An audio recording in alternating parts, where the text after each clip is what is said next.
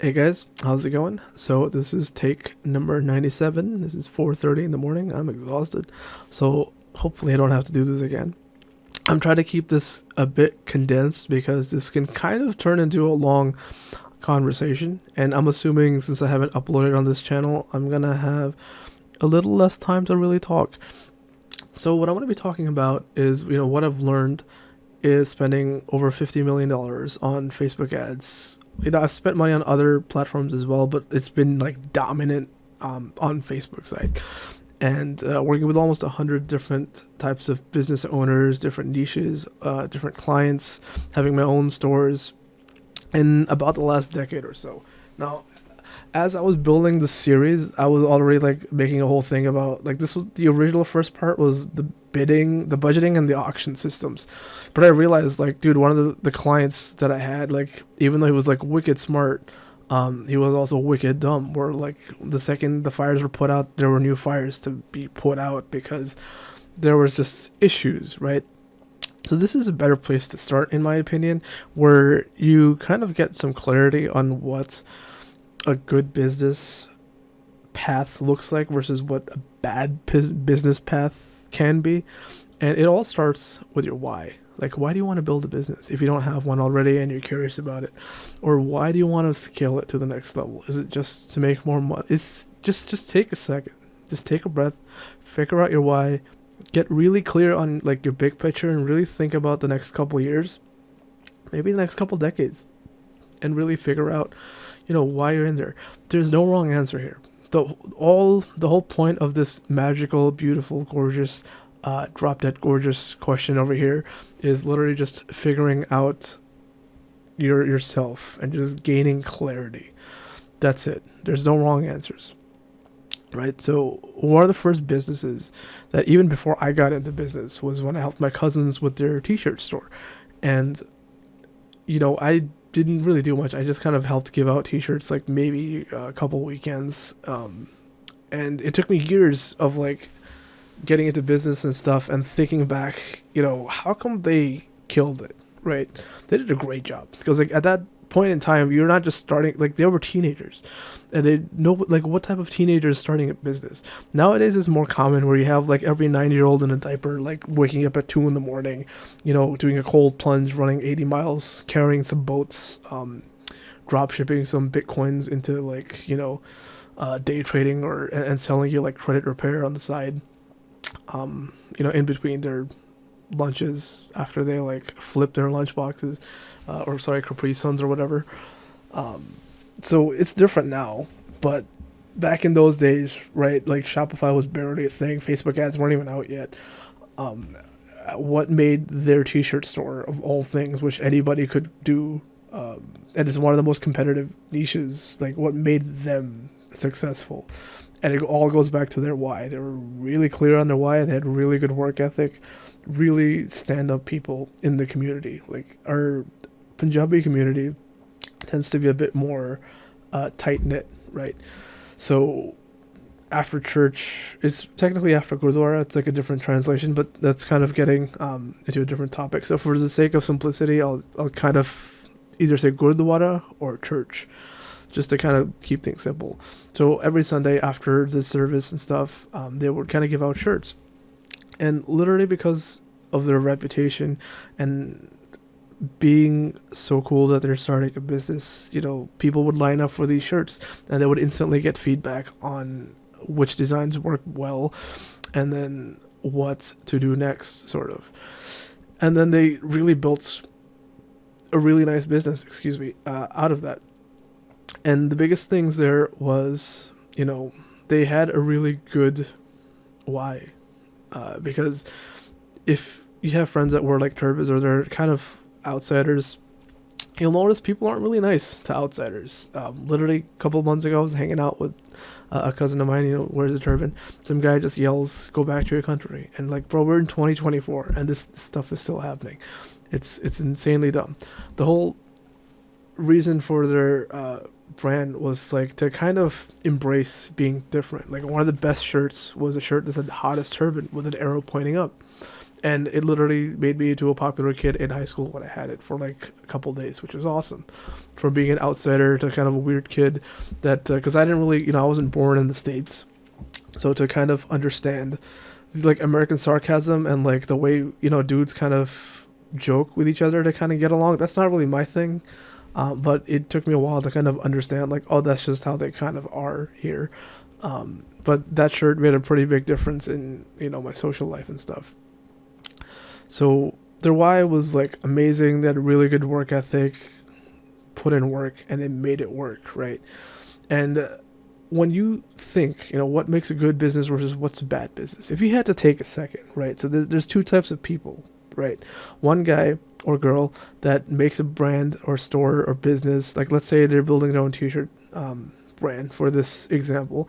All the money they're making, they're just putting back into the business again and again and again and again and again and again and again. That's all they're doing. And then you have another person over here who's going out to the clubs, celebrating, popping bottles.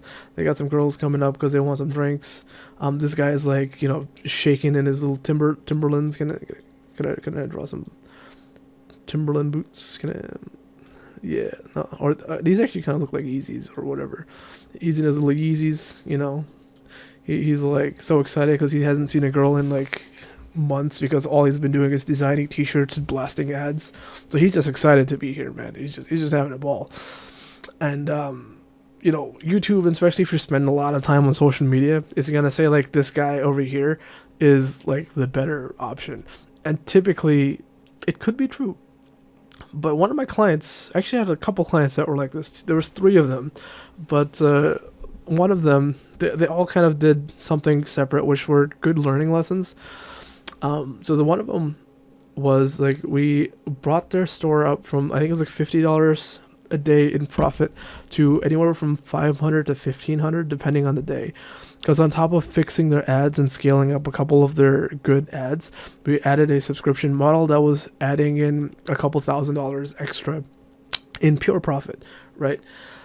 Into their business. And it was huge because like this guy literally was struggling to just barely break even. I think he was actually like in debt by like $7,000 something at the time, because I remember he was like really close to basically going out of business when we started working with them.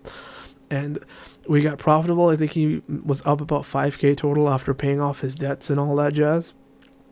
And I wake up the next day and this guy scaled everything himself. He's like, bro, I just came back from a mastermind. I wanted to test out some strategies. Like, yo, all my ads, like, I got this. Don't worry, I got this. I remember being absolutely livid seeing this because I instantly saw the conversion rate was like in the gutter. And even like the best performing ad was actually being not good. And even it was so like terrible. I literally have in the contract now that you do not touch ads if you're working with me. If you want to, you tell me what you want to do first. We get on the same page first. And then we think about it, okay? Or do it or not do it. Basically lit the whole account on fire, and then he basically burned through the $5,000 in that day.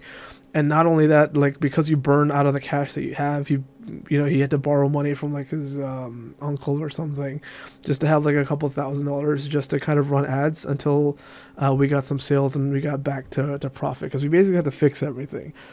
And there was 2 other examples of this that were very similar, where like the other guy was also had a t-shirt store. Ironically, maybe it's a clothing thing, where he was literally spending all of his profits on getting more creatives done and just blasting out, like just doing model shoots. And it wasn't like, he's hanging out with girls all the time. It's like actual like shoots for like clothing. The other part also was like his designs kind of sucked. Like they were really bad.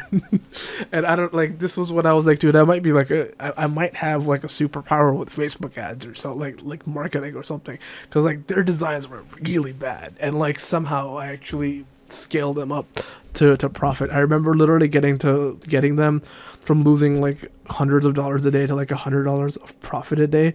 That was such a massive moment, because like, dude, though, I cannot stress to you how bad these designs were. Even the model shoots they were doing were absolutely horrendous. Like they're like behind a 7-Eleven next to a dumpster, and the clothing brand is supposed to be like a parody of like the Queen or something in England. and it's like the designs didn't make sense, and then some of the shirts he's like literally copying out of Pinterest or something and adding like a little bit of a twist. So like the second we got profitable, he would just spend the money on doing more creatives and doing more model shoots, and it's like, stop, so the real thing is, like, it looks like it's binary, but honestly you kind of need a balance over here. Like you need a balance. So the reason I say that is because when I moved to Miami, I moved from my parents' house to a penthouse in South Beach, and when I started going out, I started meeting these people that buy out tables and buy out bottles, and ironically, a lot of them do this on purpose to network. It's like having a Lamborghini, they said. One of them literally had a rental car business where they had like 30 supercars like that. And it was, dude, I literally meet my clients. Like he met 3 clients that night that made him 10 grand in like the next weekend or something, because they all rented out like a fancy car. And I know agency owners that go out and literally network like this, or just by meeting people by going out. And that's how they get clients. Networking events is kind of the same thing, but you don't have to buy bottles and, be a simp. So the thing is, each of these kind of has a pro and con. So what you really need to do here is develop a very thick, very, very thick, lots of C's, thick, like a Latina brain, just thick brain with experience, and just be able to think what the pros and cons of each are. And like the ability to think is like so underrated in this TikTok era that we're in. By the way, if you're still here, like, dude, pat yourself on the back. Congratulations, because like you're awesome. Like, thank you for making it this far, and good job for not having like brain rot, for not being able to focus for a little bit. So congratulations on that.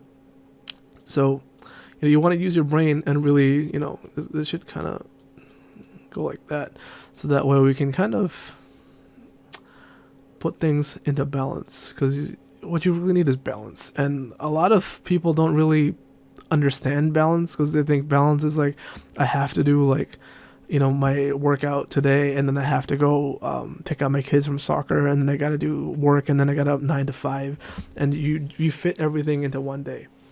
That is not true. There's a really good book called Living Forward that has a really good definition of balance. Is certain periods of your time, you kind of put hyper focus onto certain things. So if you're starting a business, or you're trying to scale your business, you have to literally put everything else aside and figure out how to do what you got to do. And everything else comes second after that. So like your workouts, instead of doing like a 4-hour workout, you kind of got to cut it down to like, ideally, like you don't even really need to work out for more than an hour. I know I don't look it, because like right now I'm like super overweight because I've had some health issues in the last year, but I've like lost and gained over 50 pounds like 4 times in my life, and I'm kind of going back down again.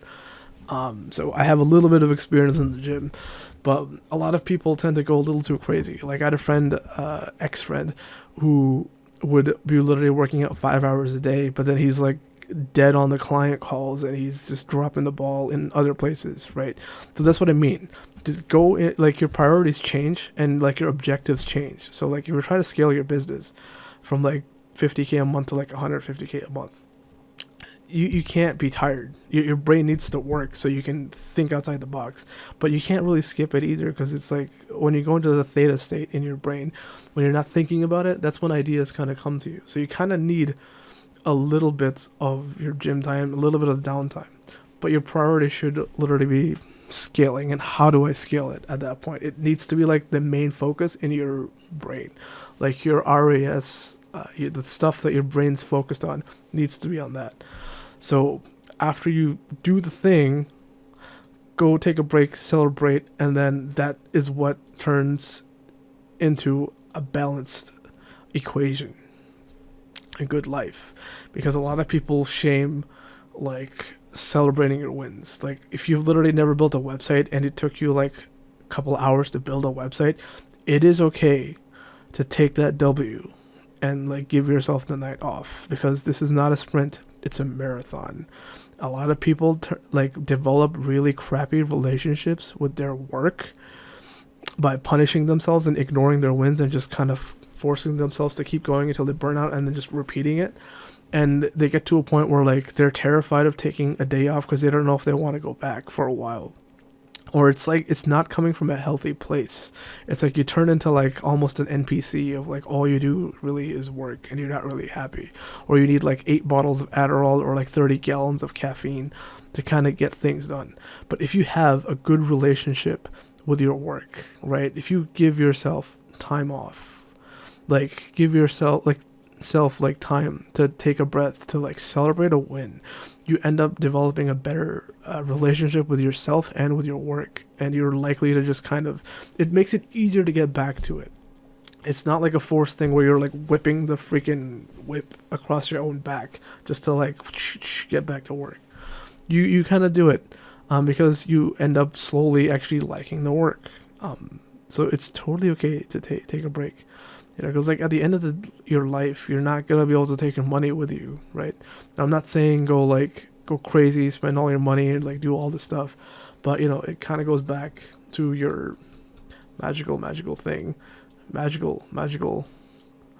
Look at these curves. Oh my God, it's just gorgeous. You know why? Why you're doing what you're doing, man? It's okay to take time off. Get off that damn like Instagram that says like unless you're making $80 million every 2 seconds and over 20 feet tall, you're a worm. You're not a worm, okay? You're a human being. All right. Now subscribe, and if you're a business that wants to scale, especially with Facebook ads, we do other ads too. Please reach out because at the moment we are looking for new clients. So cool. Thank you for watching. And definitely let me know what questions you have or comments you might have, because I'm looking for great ideas to make more videos on. Thank you.